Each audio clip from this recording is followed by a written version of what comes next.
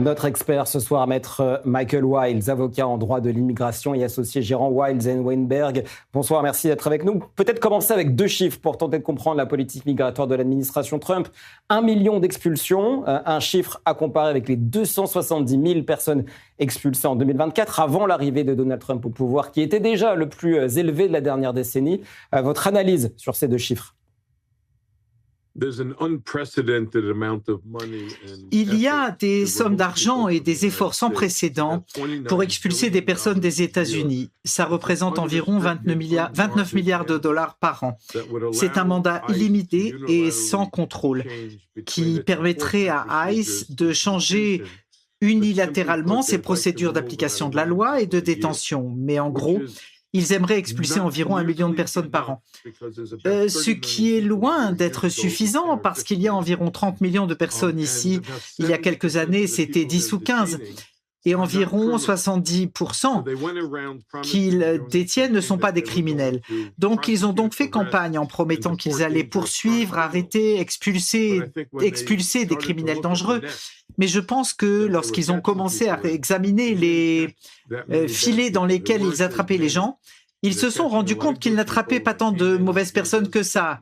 Il n'y en avait pas autant et ils attrapent beaucoup de personnes bonnes qui sont rentrées avec un visa et qui ont peut-être dépassé la durée de leur séjour autorisé, mais c'est pas un crime. Si vous entrez illégalement, c'est un crime. Mais si vous rentrez avec un visa et que vous dépassez la durée de séjour, c'est un délit civil. C'est un message et une tactique qui sont très agressifs et dangereux.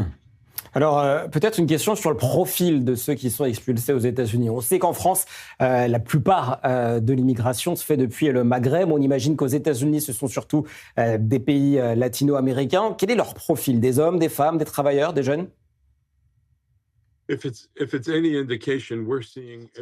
Si ça peut vous donner une indication, nous voyons des personnes de tous horizons, des personnes qui travaillent dans l'espace public, des personnes qui font des lits dans des hôtels et qui cueillent des myrtilles en Géorgie.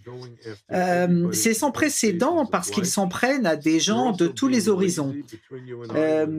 Ils sont aussi paresseux d'ailleurs entre vous et moi lorsque les avocats se présentent dans les bâtiments fédéraux et il y a un certain nombre de personnes qui se présentent et il leur est facile de repérer les gens. Je peux vous dire d'après ma propre expérience, parce que je suis aussi maire d'une ville au New Jersey, et ils frappent aux portes et rentrent chez les gens de manière sélective. Et dans un des cas, dans ma communauté, ils ont frappé à la porte et ils ont dit qu'ils étaient de la police. Et quand la femme a demandé ce qu'ils voulaient, ils ont répondu qu'ils avaient des cadeaux pour ses enfants. Et quand elle a ouvert la porte, ce qui était stupide, ils sont entrés et ont arrêté le mari. La femme et ses 5 enfants sont ensuite allés dans une banque alimentaire parce qu'ils avaient faim. Ces tactiques sont très discutables. Ils se couvrent le visage avec des masques, ils n'ont pas de caméra comme les autorités policières en ont normalement, ils ne gèrent pas ça correctement en tant que...